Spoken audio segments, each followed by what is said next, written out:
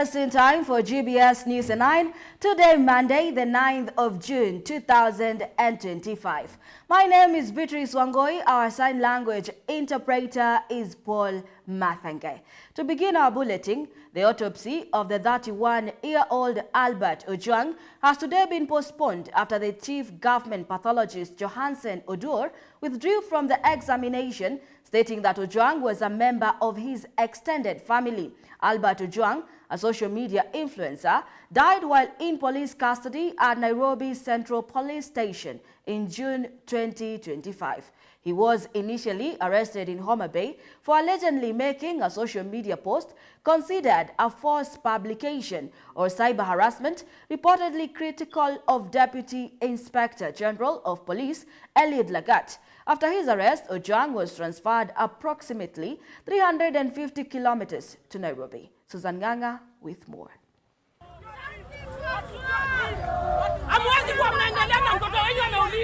Once again, the public temper has been aroused following the death of blogger Albert Ojwang in what many activists categorize as police brutality, which has consequently led to protest. The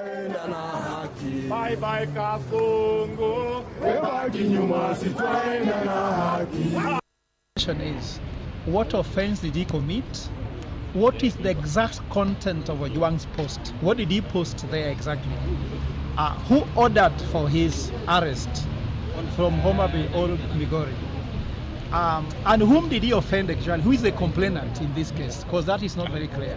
The late 31-year-old blogger allegedly died while still in police custody at Nairobi Central Police Station after allegedly at the Central Police Station, Adaukanen's book number 136/7/6/2025 at 21:35 hours. During a routine cell inspection, Ojwang was found unconscious. He was immediately lodged to Bagathi Hospital for treatment, as documented at Daukaren's book number 9/08/06 of 2025 at 01:39 hours. Upon arrival, he was declared dead. According to Inspector General of Police Douglas Kanja, the late Albert was arrested due to a complaint made by Deputy Inspector General of Police Eliud Lagat defaming him. According to Kanja, Albert's social media posts were considered a false publication or cyber harassment. He was arrested in his Homa Bay home and transported 350 kilometers to Nairobi. Ojwang was arrested together with a few others. It's because there was a complaint that had been launched by the DIG KPS about his name being tarnished. So it is on that basis that investigations were actually being carried out, because he also have got a right to be protected by the same law. Various legal entities, including the Law Society of Kenya, have come out with various demands to the government for transparency from the Inspector General and a list of names of officers interdicted to be made public. Let Kenyans know, and the ambiguity of saying in any other officer. Who are these any other officers? And secondly, the officers who picked Mr. Albert Ojwang from Homa Bay, are they part and parcel of those who have been interdicted? Without telling Kenyans in plain word of who these individuals are, will be treated to just PR for purposes of calming down the citizens of Kenya. We want to know who are these officers, the ones who picked Mr. Albert Ojwang, are they part and parcel of those interdicted? And secondly, those interdicted, we want to know their names. The late Albert Ojwang's autopsy was supposed to be conducted this afternoon at 2 p.m. but the chief government pathologist, Dr. Johansen Oduor, has withdrawn and declined to conduct the autopsy on the grounds that Albert Ojwang is from his extended family. The Council of Governors, while commenting on the matter, wants expeditious investigations into the killing, arguing it was unwarranted that the young man died in the hands of police officers. And ensure that justice is served and that the family of Albert get justice, and that all the perpetrators who were involved directly and indirectly pay a price in line with the law. The Independent Policing Oversight Authority, IPOA, have launched a probe on the matter, and investigative teams have already visited the crime scene. Susan Nganga, GBS News, Nairobi. Very sad story. We do hope the law takes its course and justice is served. Moving on, Kenya's Deputy President Kithure Kindiki has urged Kitui Central constituents to ignore and provide a deaf ear to the opposition lead by the former Deputy President, Honorable Rigathi Gachagua.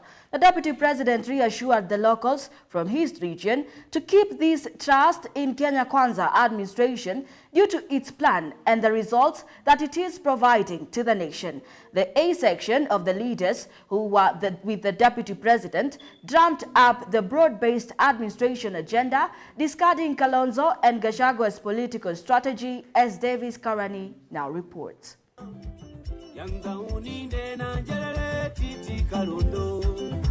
The DP and the Kenya Kwanza allies today have taken to Kitui Central, a place perceived to be Kalonzo Musyoka's political bedroom, just a day after the former Vice President and the former Deputy President Kalonzo Musyoka and Rigathi Gachagua visited the place with a kuzo dirge to the Kamba people. Mmepata habari nimekuja kutafuta makozo. Simuko makozo. Makazi ni mko amuko. Makazi ni mko amuko. Unajua mimi nimekuja sasa kutafuta familia zetu. Si mnajua hapa Minjikenda ni makazi wetu. Tuko makazi na tuko makazi. Makazi ni wakikaa pamoja iko makosa. Wakipendana iko makosa. Wakipanga mambo yao iko makosa. These statements attracted attraction of words from the Kenya Kwanza administration proponents, dismissing them as tribal and divisive to the nation, and led by the National Assembly leader Honorable Kimani Ichung'wah. This is what they had to say. Sasa ukisema Wakamba ndio kazi yetu, Waluya nao ni nini? Wajaluo ni nini? Waturkana nao watakuwa nini? Wale ambao wako na fitina, wako na chuki, wale ambao wanasemanga ni wa shares, wale sasa wanasema serikali ya Kenya ni ya relatives. We can't build a nation when we balkanize our communities with shares, with cousins. The former DP was also accused of micromanaging voters, especially from Kamba region, pointing out on his shareholding stance when he was still the Deputy President of the Republic of Kenya, statements that they believed were intentional to curb and divide the country. Alikuja hapa Kitui Town wakati alikuwa kwa kiti. Saa hiyo ameshiba. Akaambia nyinyi jamii ya Kamba ati nyinyi ni wachache, kura yenu haitoshi, sijui hamna share kwa serikali. Watu wakaubizwa roho sana. Baka huyu mtuse akakasirika, akaleta mswada bunge, akatuambia huyu mtu hafai kufika kwa ofisi, na tukampiga kalamu, akatolewa na wabunge wote. Tulifanya vizuri ama vibaya? Tulifanya vizuri ama vibaya? Nyinyi mlikuwa mnapenda hiyo sera ya kugawa Kenya, ati Kenya ikuwe kampuni, ati Kenya ikuwe shares. Sasa wakati alikuwa kwa ofisi, Wakamba walikuwa wachache, Wakamba walikuwa wafai. Sasa ile amefukuzwa nje, ndiye anakumbuka ati nyinyi ni mandugu zake. Ashindwe asishindwe, ni Kalulu si Kalulu. Davis Karani for GBS News, Nairobi. Moving on, the Council of Governors has today demanded the immediate release of the Roads Maintenance Levy Fund to counties, following the High Court ruling affirming their right to access and manage the funds. The governors have urged the Kenya Roads Board to comply without delay and criticized the National Assembly for obstructing counties' access to these resources. Here are the details. The Council of Governors has called on the Kenya Roads Board to immediately released the Roads Maintenance Levy Fund to county governments following a High Court ruling affirming counties' right to access and manage these funds. You know, this money is already frozen for us by the court. From where I sit, I actually believe KRA can disburse that money today. Yes. Okay, so not KRA, KRB, Kenya Roads Board, sorry. And Ken, just so you know, I have written to them today to demand the release of that 10.5 in line with the court decision. Led by the council's chair, Ahmed Abdullahi, stated in a statement to the Kenya Roads Board that there is no justification for continued withholding of the funds. He emphasized that the court ruling clearly delineates the classification of roads and affirms the jurisdiction of both the national and county governments over their respective road networks. Subsequently, it's very simple. Whatever you collect, and this can be projected based on the number of cars and the consumption, you know, there's a trend. Just give the counties the portion relating to county roads, period. I have been saying it as a Council of Governors, that the classification of roads is a constitutional matter. The Kenya Constitution 2010 has classified roads into two classes only: national trunk roads and county government roads. And we have continued to say all this time that if you're going to tax Kenyans at the pump, can you split the money between national trunk roads, and county government roads? Adding to the urgency, the Council of Governors Finance Committee Chair and Kakamega Governor Fernandez Barasa has urged the national government to disburse the outstanding 64 billion Kenyan shillings owed to counties before the close of the current financial year. Governor Barasa also recommended extending the Integrated Financial Management Information System closure period to allow counties adequate time to absorb the funds and settle pending bills efficiently. We're almost closing the financial year for this 2024-25 financial year, and we have almost 64 billion Kenya shillings that is outstanding to counties. What we want to urge the National Treasury is to make sure that the expedite release of these funds, because we don't want to cross the financial year with the pending bills.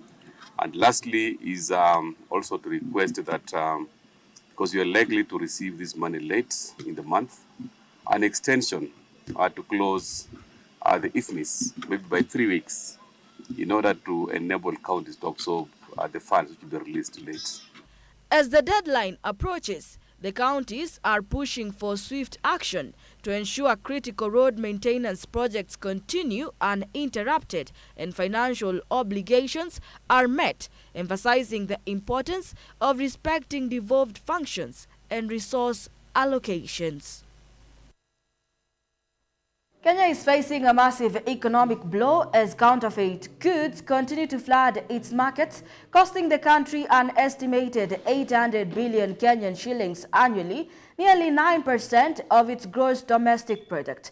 According to the Anti-Counterfeit Authority, the growing trade in fake products is not only weakening the economy but also robbing Kenyans of over 44,000 jobs every year.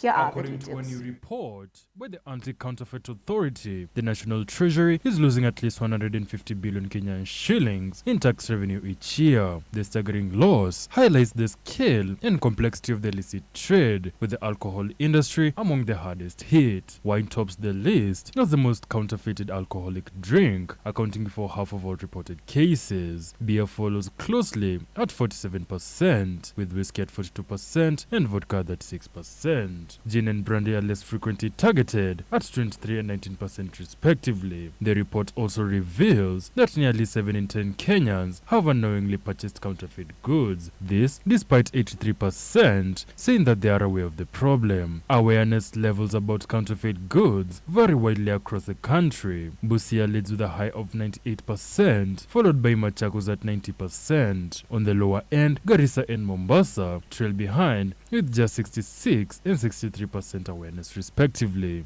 Industry-specific data shows a 30% improvement in awareness since 2020. The agricultural imports and agrochemical sector recorded the highest consumer awareness at 39%, followed by alcoholic beverages at 36% and cosmetics at 33%. Awareness remains significantly lower in the automotive and textile sectors, standing at just 8 and 7% respectively. As the country marked this year's Anti-Counterfeit Day, stakeholders called for urgent reforms, starting with capacity building for enforcement agencies.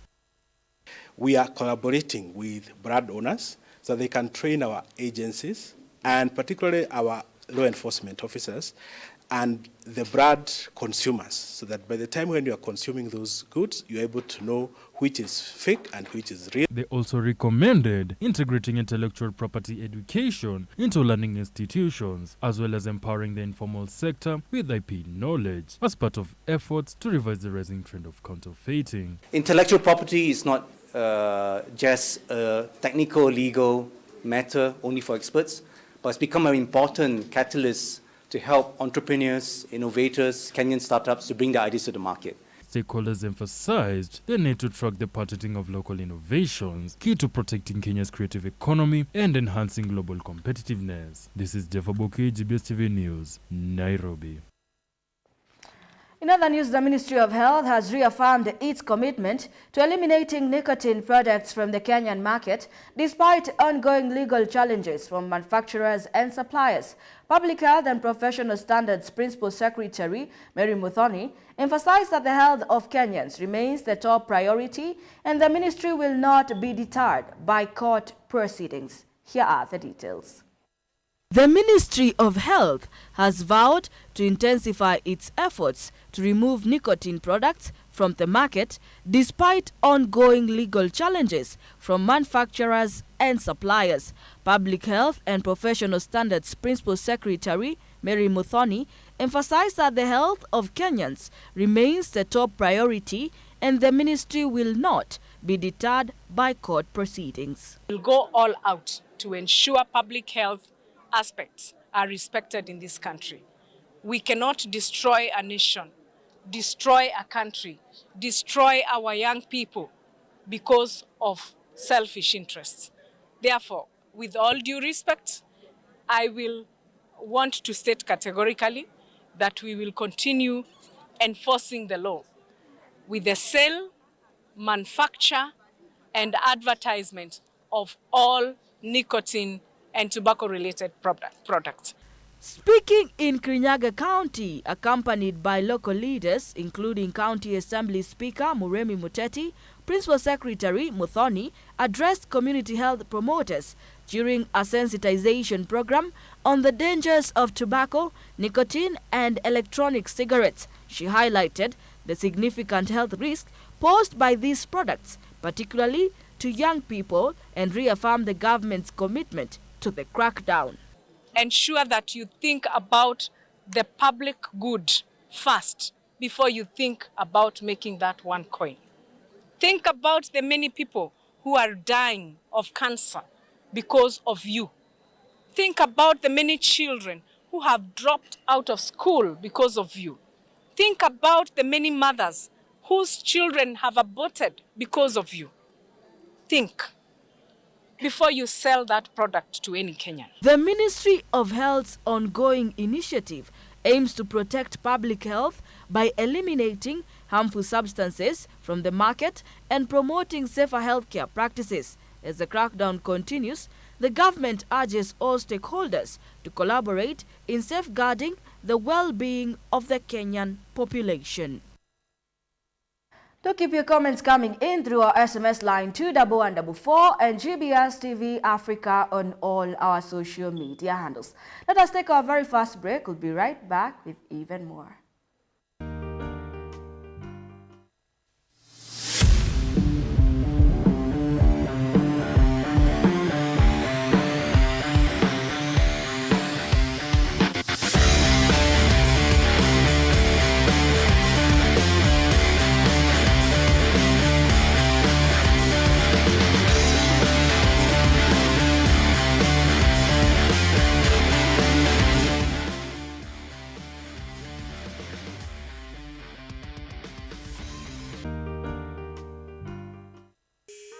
Sasa what unafikiria a huge mistake yenye watu wanatengeneza manguo fashion ni mistake gani wanafanyanga sana?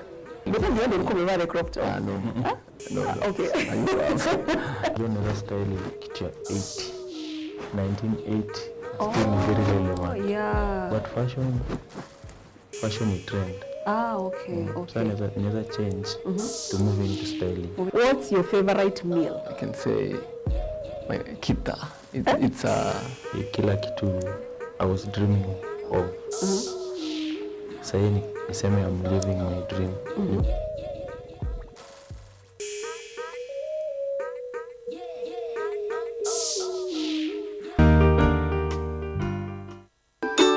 Hello, boys and girls. How are you today? Because I am very, very happy. So we are on Kids Mind on GBS TV. Today we're going to make ta-da! A boba tea letter set.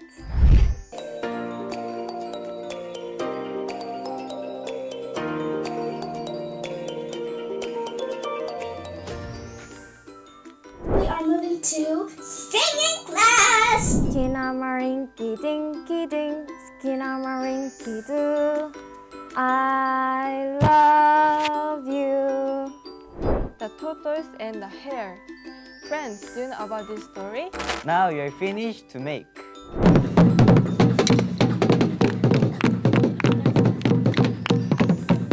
Enjoy yourselves, everybody.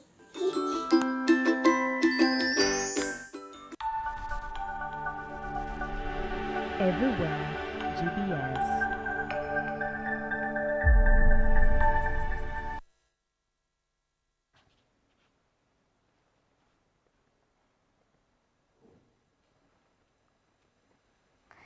Welcome back to the broadcast, and now to matters international news. Fast-spreading cholera outbreak is hitting Sudan, with officials reporting more than 1,000 cases a day in the capital of the war-torn country. The outbreak is centered around the capital Khartoum and has spread as many Sudanese who had fled the country's war return home. Residents, after often only able to find unclean water, which is a dangerous conduit for the disease, as much of the sanitation system has collapsed amid the civil war. Here is that report. The promiscuity, the lack of water, the lack of hygiene, and the lack of access to healthcare, all that contributed to really increase the cholera. According to Nicholas Jean, the head of Doctors Without Border Mission in Sudan, also known as MSF, Khartoum is now getting above 1,000 cases a day. He blamed the lack of clean water, hygiene, and lack of access to healthcare services for the rise in the spread of the disease. Now reporting around 91 cases with high mortality, and also now to reduce this mortality, we expand the service to ORB's corners, and that provided closer service to the community, and also in addition to the treatment, we provided awareness and prevention activities to the community that needed in hotspot areas. The health workers have expressed fear, stating that the disease is spreading quickly since many people are packed into displacement centers, making it difficult to isolate those infected. The health system has also broken down. More than 80% of the hospitals are out of service, and those that are operating have shortages of water, electricity, and medication, said Dr. Mohammed Ali Abdullahi of Sudan's Doctors Union. increase the cholera and complicate to put the disease under control, the outbreak under control. We are approaching rainy season. The situation might worsening. Also, additional resource needed, and also we have contingency plan to scale up the response with partners in the state. In addition to that, already we had ongoing UNICEF integrated response, including health, WASH, SBC, and still we are in need of support that to expand and scale up of our activities. The civil war has devastated Sudan since it erupted in April 2023, when simmering tensions between the military and the RSF exploded into open warfare across the country. The presence of war has led to the displacement of people, pushing many into the refugee camps, hence increasing high chances of getting infected. Davis Karani for GBS News. Rwanda has formally announced its withdrawal from the Economic Community of Central African States, or ECOWAS. This comes amidst escalating diplomatic tensions and accusations regarding Rwanda's alleged involvement in the conflict in Eastern Congo. Here is the full report. Kigali has formally announced its withdrawal from the Economic Community of Central African States, and the reason, a sharp diplomatic dispute with its neighbor, the Democratic Republic of Congo, and indeed with other member states. At the heart of it all are allegations that Rwanda is heavily involved in the ongoing conflict in the Eastern Congo. This move comes at a particularly sensitive time. Rwanda was actually due to take on the rotating chairmanship of the regional bloc, a position that changes annually among the bloc's 11 members.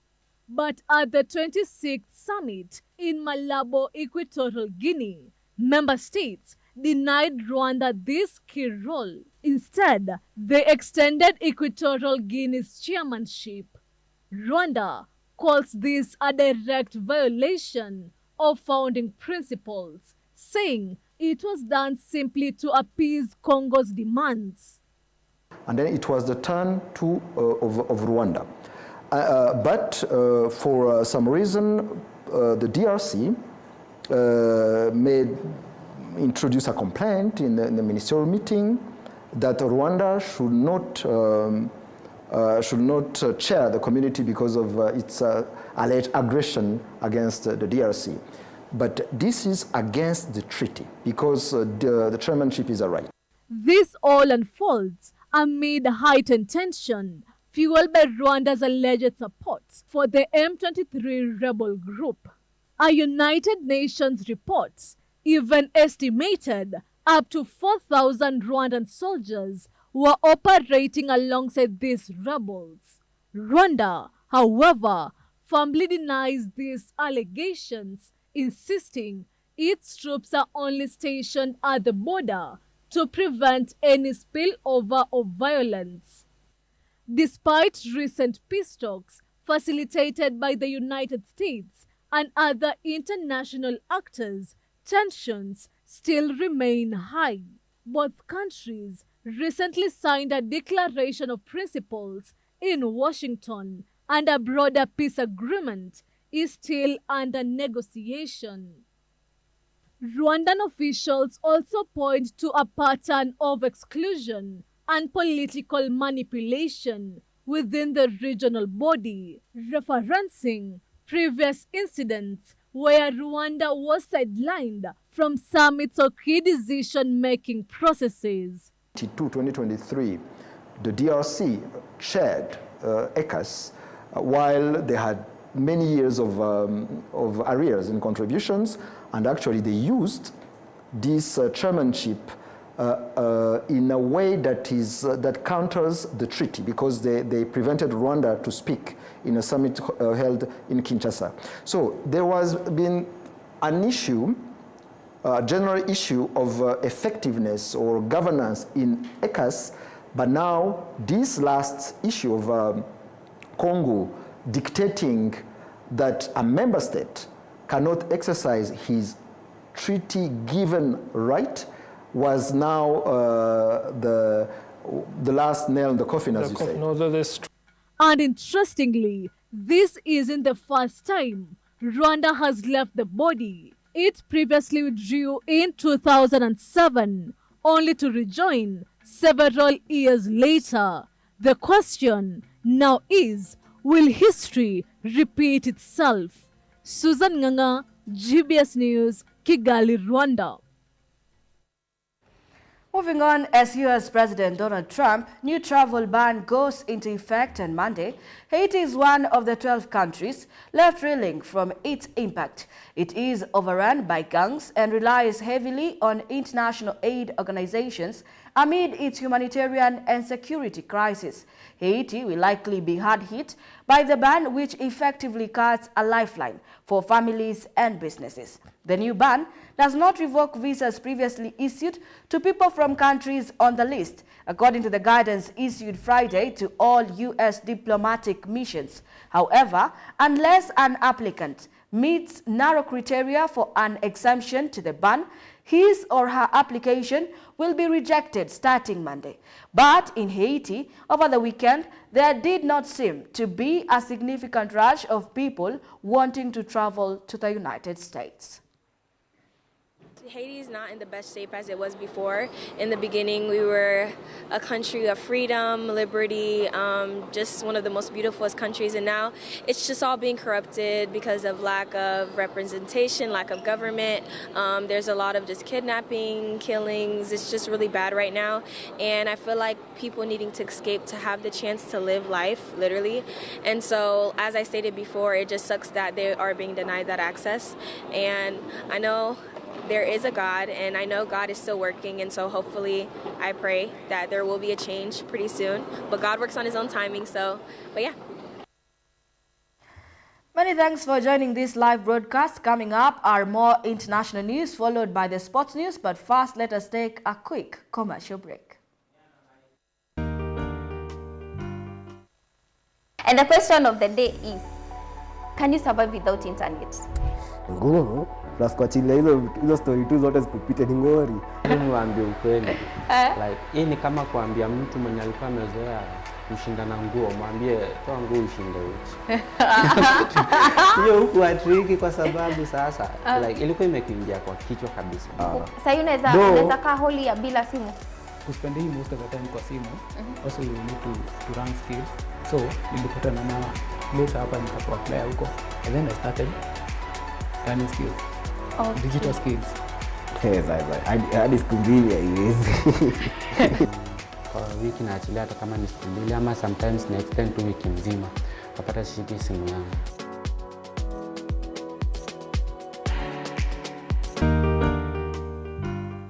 Hello, my name is Nyabio. I'm from Mahanim. Call this school a good school because the second my mom saw it, she saw it was Christian-based. And when I see Christian-based, that's what the character my mother wants for me. And I like the sports that we play for PE. Like sometimes we play table tennis, we can play football, we match. And on Fridays we have games. And we verse the teachers in football. And this is why I think the school is the best school your children can go to.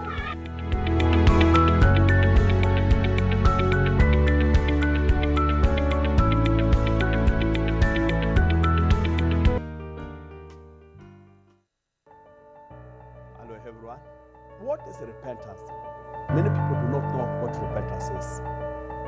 Many people always think that repentance is asking.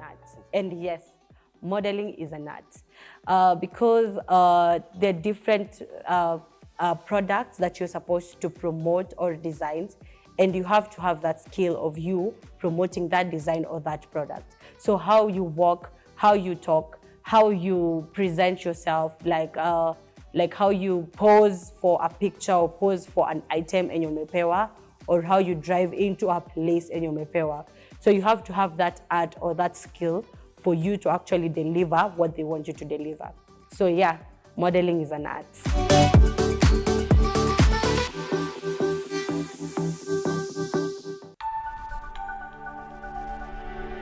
everywhere GBS. Welcome back. You're still watching GBS News 9.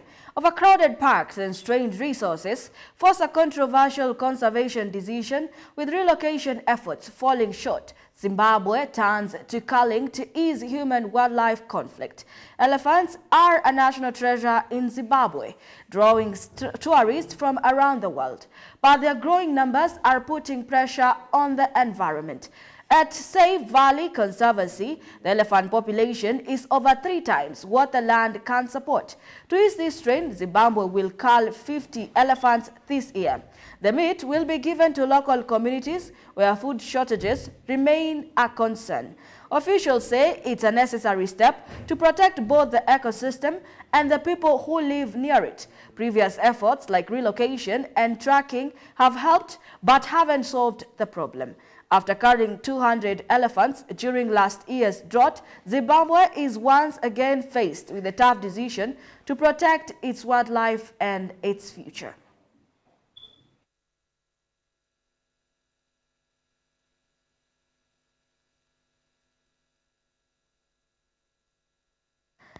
Unrest has entered a third night in Los Angeles following military-style immigration raids that sparked widespread protests and violent clashes.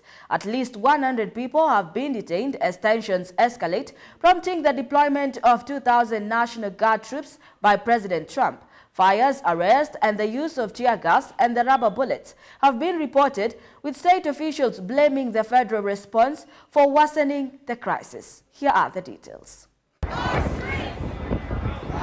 Los Angeles is experiencing its third consecutive night of turmoil following aggressive immigration raids by armed ICE agents. The situation escalated rapidly over the weekend, culminating in violent clashes between protesters and security forces across the city.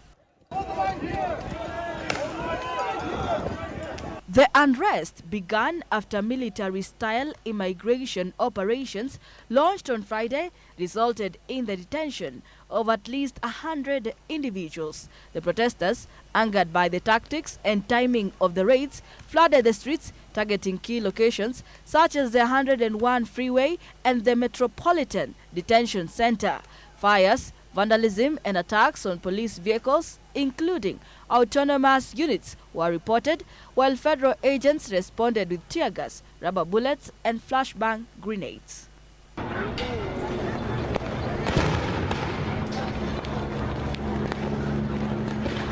Tensions intensified after President Donald Trump ordered the deployment of 2,000 National Guard troops, describing the demonstrators as insurrectionist mobs. California officials, including Governor Gavin Newsom and Los Angeles Mayor Karen Bass, have condemned the move, arguing that the federal presence has only fueled the unrest. Authorities have declared multiple unlawful assemblies and dozens of arrests have been made.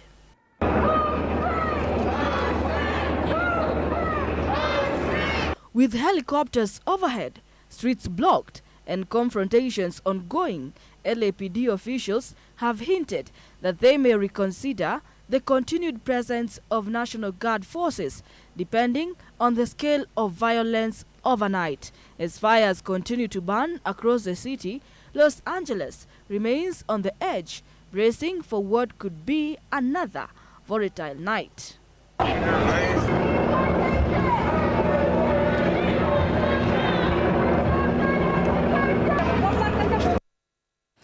Israeli naval forces boarded and seized a charity vessel that had tried to break a naval blockade of the war-torn Gaza Strip, and the boat with its crew of 12, among the 12-strong crew are Swedish climate campaigner Thunberg and Rima Hassan, a French member of the European parliament, including activist Greta Thunberg, are also heading to a port in Israel.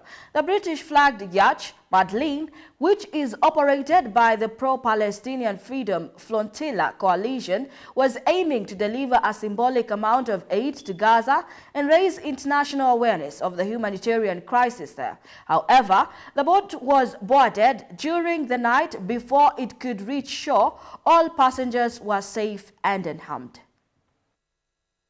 This is what the point I want to make. Israel has absolutely no authority to intercept and stop a boat like this, which carried humanitarian aid and most than everything else, humanity to the people of Gaza. You know, there should be state navies breaking the siege instead of a boat of volunteers risking their life. Do keep your comments coming in through our SMS line 21144 and GBS TV Africa on all our social media handles. And now for sports lovers, it is time for your most anticipated part of the news, the sports news. Let's get sporty.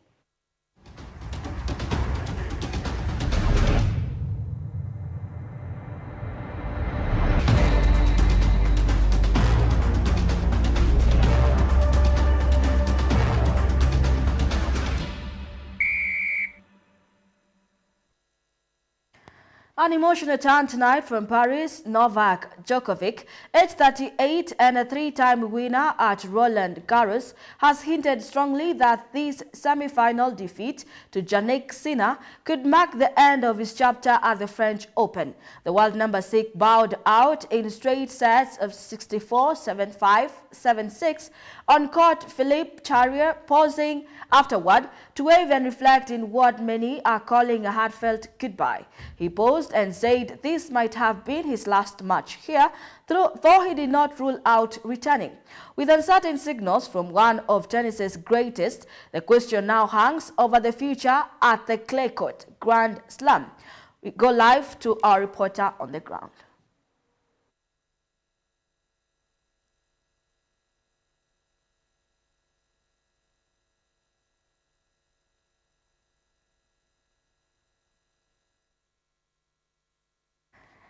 And that sports news brings us to the end of our bulletin tonight. As always, here at GBS News 9, we make your news our business. My name is Beatrice Wangoi and our sign language interpreter is Paul Mathange. Good night.